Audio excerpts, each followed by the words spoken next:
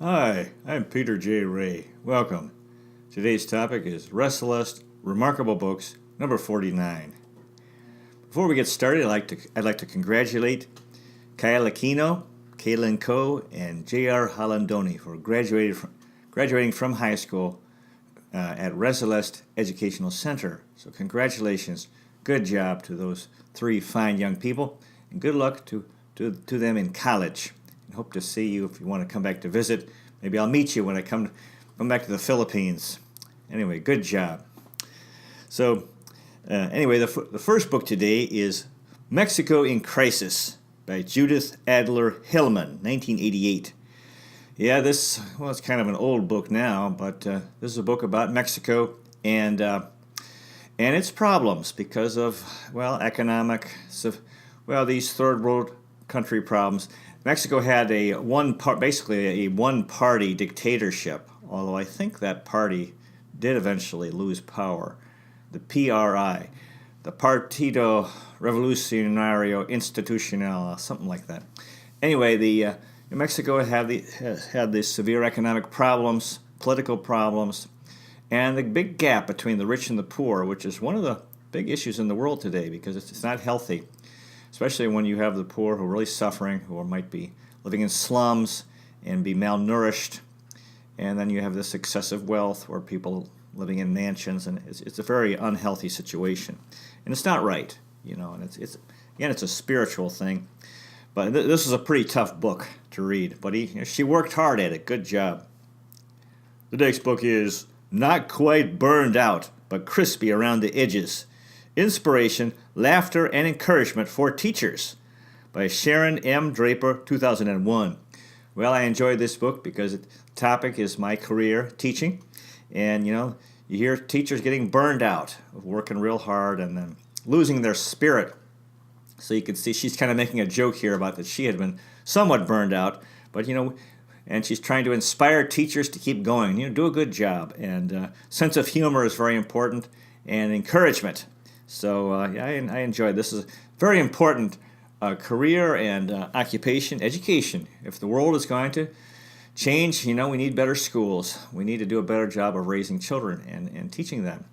And there's tremendous room for creativity in schools, but I think the main thing is spiritual, And adults have to change. You can't, if you want to help kids or do good in this world, we have to change. And that's why the spirituality is so important. Through spiritual effort, we can change and be better examples for young people and understand them better and be more patient with them and do a better job in teaching them and helping them through their childhood and their adolescence.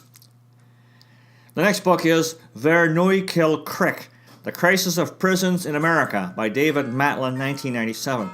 This is a very depressing book, very troubling. It deals with the big business of prisons in America and what we do to the poor. We condemn and destroy them. Yeah, this is a very, as I said, very troubling topic because the prisons in the United States are for profit. So they're making money off of having guys in prison. And it's very sad, and you would imagine that if there's profit involved, it would encourage more. And so you have, in fact, the prison population in the United States, I know, has grown, and they're building more prisons. And it's very troubling, and you wonder what's going on here. What are we doing? And is this right? Of course, people need to behave. They need to be taught from what's right and wrong. But that's why, actually, I like these Christians who go into prisons to help guys who are on the wrong track. Because sometimes they'll go to prison for something when they're young and stupid, and then the prison experience really changes them. Then they really become criminals in prison. So anyway, and we need to help the guys have a change of heart. And if God becomes important in our lives and the most important force in our lives, then we'll stay on the right road. So anyway, this is a very important issue because of crime and criminals. And what can we do about it? Because we're all children of God. The next book is August Celebration, A Molecule of Hope for a Changing World by Linda Grover, 1993. Very inspiring book. Talks here about that algae can save the world. Just imagine algae. There's a lake in Oregon where apparently they grow algae, and there's a visionary. This certain type of algae gives you energy, and it's a real cool book, really interesting, very intriguing. I like to learn more about it, because usually you think, oh, algae is this stuff. We've had it in Lake Erie, where it grows in the water. It seems kind of disgusting. But there must be different kinds of algae, and I guess there's a kind that's, if it gives you energy, I'm all in favor of it, because I'm kind of a low energy guy. So I'm very interesting. The next book is The Hurried Child: Growing Up Too Fast, Too Soon by David Elkind, 1988. Yeah, this is a really important issue. Again, the issue of children and growing up. The hurried child, and this is the thing with childhood today. Everyone's there's so much going on, and it's like, oh, you got to hurry these different things, school, and the kids, especially if they're traveling a long distance to school, and all the homework they got to do, and all this pressure they're under, and then other activities they might be involved in, like in the U.S. and sports and other things, and it's not good. It's not healthy. All this, children need to grow, and they need time to be, and to time with their friends, to relax, and time to for hobbies and unstructured play, which is a big part of childhood, or at least it used to be, not so kind of lost today. So, and as I read this book, I know I was teaching at Resalest, and I know the students had come from these pretty strict schools, Ateneo, Xavier, where they're really under a lot of pressure, a lot of academic pressure from an early age, and they and all this homework they have to do. So I decided in my own mind that at Resalest, the students needed to recover from too much work and too much pressure for many years. The next book is Car Caravan: The Amazing True Saga of the 2004 Democratic Race by Walter Shapiro, 2004. Well, this is about the U.S. presidential election and the fellows who, among the Democrats, ran trying to be nominated by their party for president. John Kerry, who got the nomination, and they said partly because of his hair. He looked like John F. Kennedy, but he was a pretty dull fellow. John Edwards, who I really liked because he was charismatic and kind of a happy guy, didn't make it. And although I think he was the vice presidential nominee, and they lost against George W. Bush in the election. Edwards was a womanizer. It was too bad. Later, he ran in 2008, and that was his undoing. Of course, that election, Barack Obama, won, and Hillary Clinton was there as well. So he finished third, I think, among Democrats. Howard Dean, who was the front runner, and he was really into computers and the internet and contacting voters through email and so forth. And he didn't do well, though, in the first primary, and then he kind of blew a gasket, and he got a little crazy, and then that kind of doomed his campaign. Dick Gephardt, who was around for a long time, never made it to be nominated. Joe Lieberman, a Jewish fellow, who later was actually Al Gore's running mate in 2000. Wesley Clark, a general in the Iraq War. Dennis Kucinich, former mayor of Cleveland, and Al Sharpton, who was this African-American guy. Anyway, real interesting. Really enjoyed this book. The next book is The Africans by David Lamb, 1987. Wow, what a book. The stories of a number of countries in Africa, including Kenya, Ivory Coast, or Cote d'Ivoire, Liberia, Guinea, Ethiopia, Somalia. Very interesting. The struggle since independence. Almost all the countries in Africa were European colonies. The British had colonies from Egypt to South Africa, a long strip, and as well as a few others like Nigeria. The French primarily in West Africa. The Portuguese in the South, and a few German colonies that were stripped after the First World War. And independence came starting, in the late 50s. 1960 was the big year. The countries became independent, but then they've had their troubles, with actually independent but lousy government.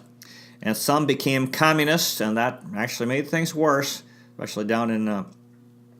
We all need each other. Freedom, respect. Winners must help losers. Yeah, I think this is one of the most important ideas I've had in my life, I think, is that if you win in life, that's good. It's good to achieve. But if you really want to be a winner, help losers become winners. A lot of countries have been losers. A lot of individuals, got people that aren't doing well, and if you can help them turn things around through encouragement, through kindness, through inspiration, giving your time to them, then you're really a winner. If you can help losers become winners. Wonderful topic. Africa. The next topic is To Asmara, a novel of Africa by Thomas Cannoli, 1989. This is an incredible book. It's actually a novel, a historical novel. It depicts the War of Independence for Eritrea against Ethiopia in East Africa. And characters in this book include an Australian fellow, an American guy, an old British woman, a French guy, and a French girl in an adventure. The Eritreans are amazing people. Kind of sad, though, is that from what I understand, the Eritreans fought for independence, but then they got carried away, and they adopted radical government. And you could say a communist government. I know that there are Christians in prison in Eritrea. Yeah, they got into the whole Marxist nonsense that I'm glad I'm out of. Yeah, the leftists. They're leftists who want to do that here. They're against all religion, want to have a super powerful government for their agenda, like protecting the environment or whatever, or fighting have equality in terms of income, these types of things. So anyway, yeah, I think the Eritreans they got on the wrong. They were doing well. This book was very inspiring, but from what I understand, they've gotten off. They went on the wrong road. But anyway, that happens. Happens to individuals. Happens to countries. I know I have been. Sooner or later, we'll get on the right road, because the wrong road doesn't lead to happiness. It leads to misery. But you can stay on it for some time. You never know how, especially a country. The next book is My Days in the Congo by J.C. Mattingly, 1998. This is a very poorly written account, but also fascinating, of missionaries in Central Africa. They had plenty of challenges, big cultural differences. Yeah, that's the interesting thing, is you go with these missionaries, they want to come and help and convert the people who may already be Christian to their brand of Christianity. And then you have these cultural issues, and we're all learning. We all can learn from each other. And they encounter the Hutu-Tutsi hatred, the severe ethnic conflict in Central Africa that actually played a major role in the African World War in the 1990s that involved a number of countries, mostly Zaire, former Zaire, now known as Congo, and in the Congo River Basin, other countries, Central African Republic, and Rwanda and Burundi, and so forth. Very, very interesting. The next book is The Schoolmaster by Earl Lovelace, 1968. This is a haunting story set in a village in Trinidad. The modern world comes, the first school, progress and tragedy. Very well written book. It is a fascinating topic, You have these traditional cultures all over the world. People were generally living simple, rural lives, didn't have very much, farming. And then the modern world comes with the consumer life, with consumerism, with buying stuff, automobiles and, now cell phones and computers and all the things money can buy, and going to the shopping mall. And, but in this book, it's sort of the beginning of this village when they have the first school comes, and the people don't really think they need a school. And then, but then they have it, and of course, education sort of inculcates the modern ideas, which very often contradict traditional ideas and lead to this, which I think is in many ways tragic consumer culture where people are obsessed with work and money and buying stuff. Very interesting. The next book is Black Gold of the Sun, Searching for Home in England and Africa by Ekau Eshon, 2005. The author's parents were from Ghana in West Africa. However, the author grew up in England, and he's lost between the two worlds. Yeah, the immigrant experience. He talks about Bob Marley, who was the Jamaican fellow who really became a famous musician, and this reggae music, and which became popular really internationally and also very much so in Africa. Also, Jerry Rawlings, the one-time national political leader of Ghana, and this guy, he's having a tough time. He has African features, and dark skin and so forth, and his parents are Africans, so he's being raised at home with an African upbringing, but he's in England, so that's why it says he's lost between two worlds. So this is the experience of many, many people today, because so many millions and millions of people have left their country of origin and are living in another country. And hopefully, instead of being lost and confused, we can keep the good from our culture and adopt the good from the new culture we're living in and grow, become better people. Very fascinating topic, very important. The next book is Trespass by Valerie Martin, 2007. This is a great book, wonderful story. It's a novel about a mother and a father and their college-age son who ends up having a Croatian girlfriend. Now, Croatia is a small country, was in the former Yugoslavia on the Balkan Peninsula in Eastern Europe, and it has a real history. Especially this conflict with Serbs, another severe ethnic conflict, and this fellow, he unwittingly gets involved in this because his girlfriend is Croatian and she's very political, and of course, which they tend to be. And anyway, this horrible war between Croats and Serbs ongoing, and refugees, immigrants, relationships, boo-hi, as they say in the Philippines. And this is the Serbs kind of get a bad rap. They have a bad reputation. It's undeserved because actually, in this conflict, the Croats are Roman Catholic and Serbs are Eastern Orthodox Christians. So the Croats have the Roman Catholic Church on their side. So when the battle for public opinion, they tend to win because Serbs only have the Orthodox Church, which is very weak. And Russia was traditionally Orthodox, but it became communist and atheist. Same thing in the Eastern, these other Eastern Europe countries in the Balkans that were Orthodox. They became communist and atheist. And then only the Greeks remained. They didn't develop communism, so Greece has been a kind of weak country. So the Serbs were pretty much on their own. And so, anyway, it's a very important topic, very interesting. And this is one of the big conflicts in today's world, is ethnic conflict. The next book is Take the Cannoli by Sarah Vowell, 2000. Yes, this Sarah Vowell, I read this book because she had written Assassination Vacation, which I very much enjoyed. And her formula in writing books is she has a number of elements, including history, travel, humor, cynicism, and liberalism. I'm a conservative, so I don't go for the liberalism, and I'm not a cynic, I'm hopeful. But I like her history, travel, and humor. Anyway, this part, she talks about the Cherokee Trail of Tears, which is some good history, very tragic history in American history, where these Cherokee Indians from Georgia, I believe, were forced to move west to what's now Oklahoma. And many of them died on the trip because there wasn't enough food. They're forced by the U.S. government. And so some of them, it was winter. I think it was cold. They were cold and hungry and sick. A lot of them died. So this is a really tragic thing. Anyway, I really like Sarah Vowell because she writes these books that they're very historical. So she's doing a good job. The next book is Growing Out of Trouble by Monty Don, 2006. This is a book that talks about or depicts how farm work is helping heroin addicts in England. Drug addiction is a real scourge worldwide that mostly affects young people. And the question is, how can we help them get out of this path of self-destruction? And the one thing they tried in England was to take these fellows who were heroin drug addicts and take them to farms and have them do farm work.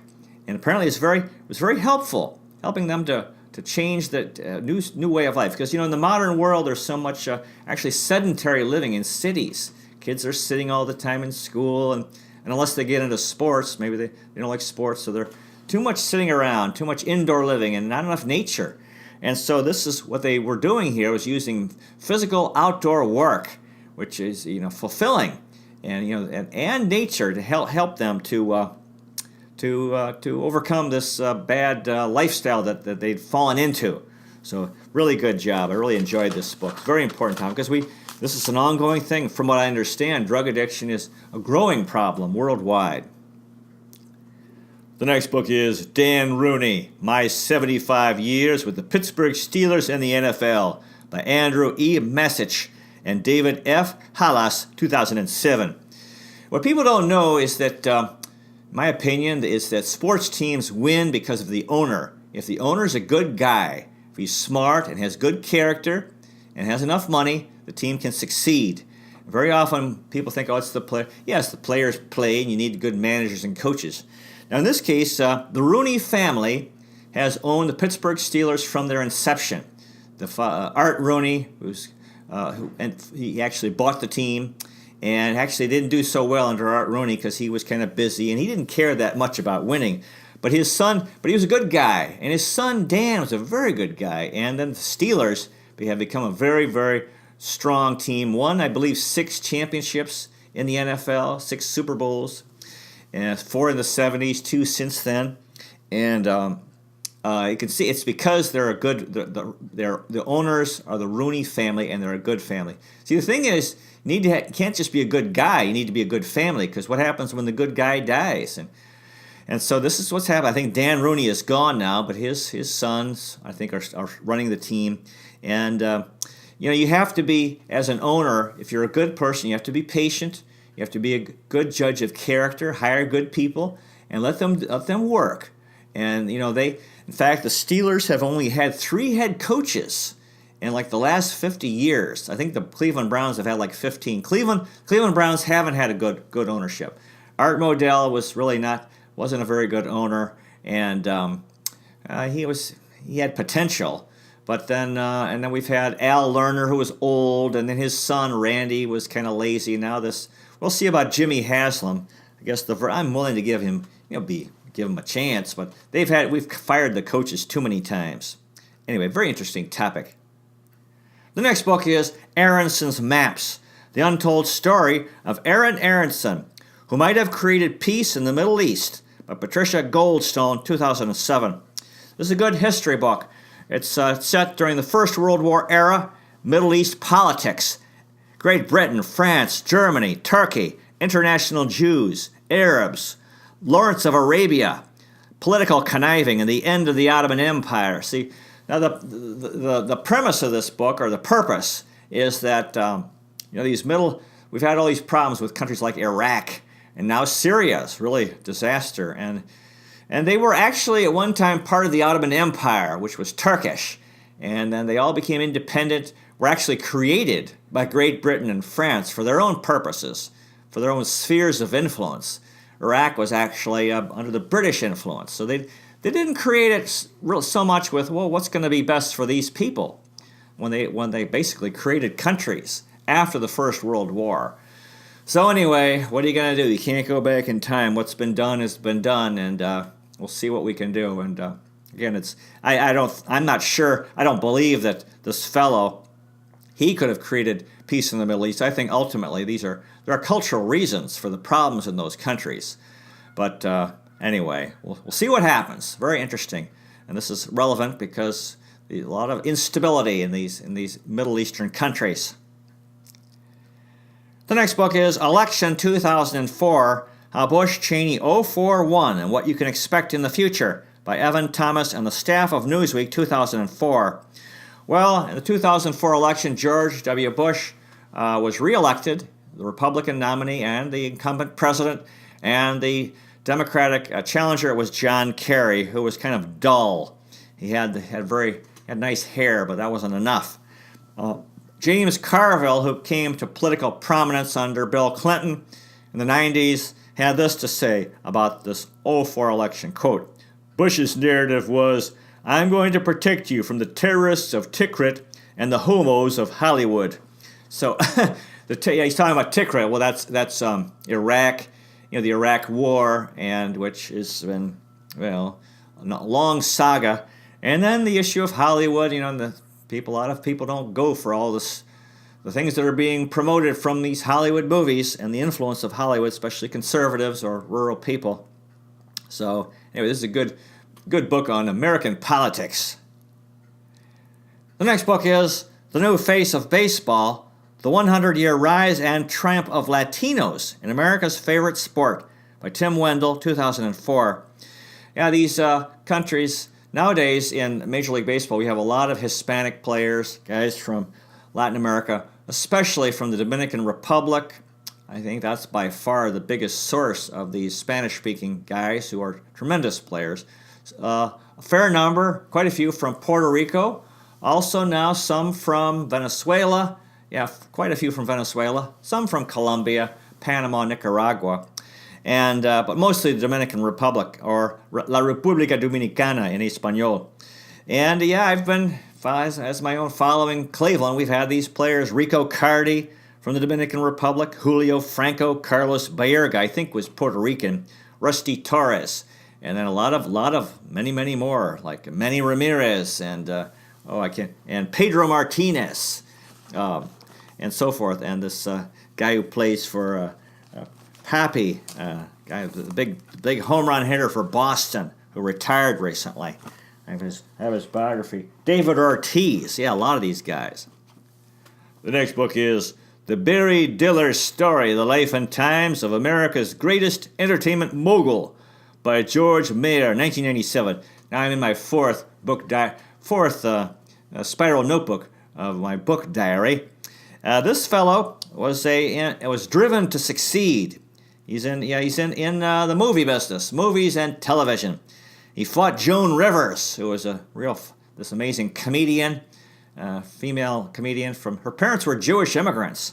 And Barry Diller helped The Simpsons get started. And so this is an interesting topic. This guy's very successful in show business. Barry Diller, his story.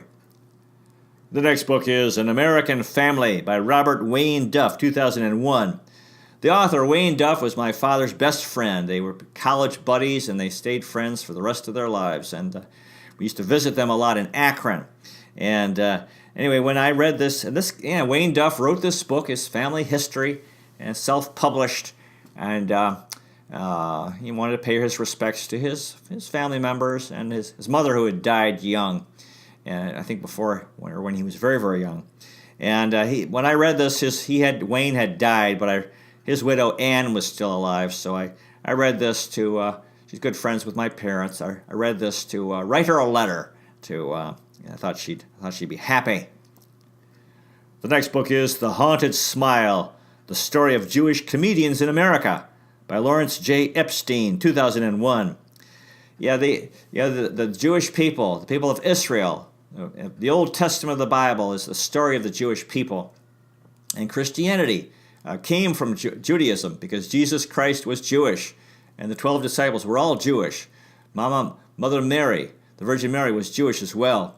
So, they originally lived in what's now Israel. Now, again, many of them they recreated the modern Israel. It's a Jewish state in the Middle East, but a lot of the Jewish people left and went to Russia and Europe, Eastern Europe, now all over Europe. Now a lot in the U.S.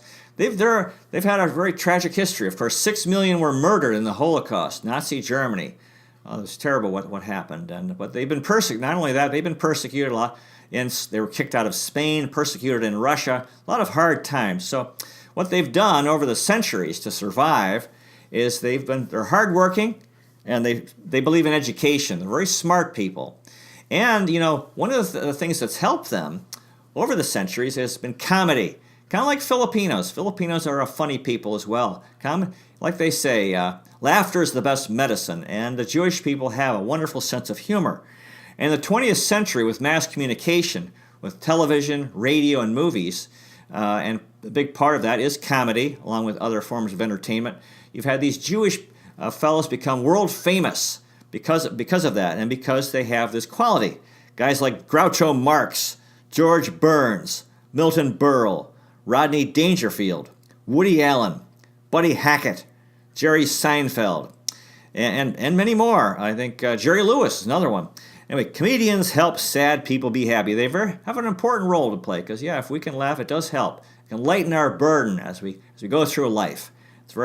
It is true. Laughter is the best medicine. Well, maybe not the best. I think spirituality is probably better, but it's good to laugh. Makes very helpful. So it appears we're out of time. Thank you very much for watching, and hope you find a good book to read. God bless you, and I'll see you next time.